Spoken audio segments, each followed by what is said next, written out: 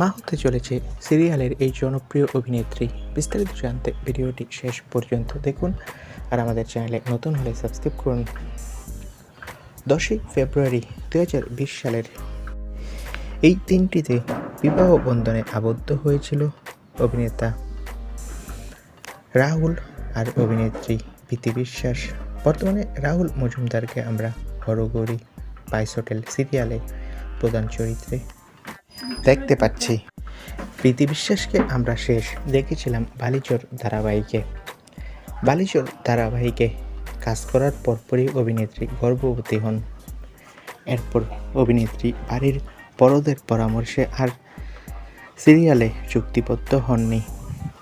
এবার মা হতে চলেছে এই অভিনেত্রীর মা হওয়ার খবরে গোটা পরিবার খুশির আমেজ।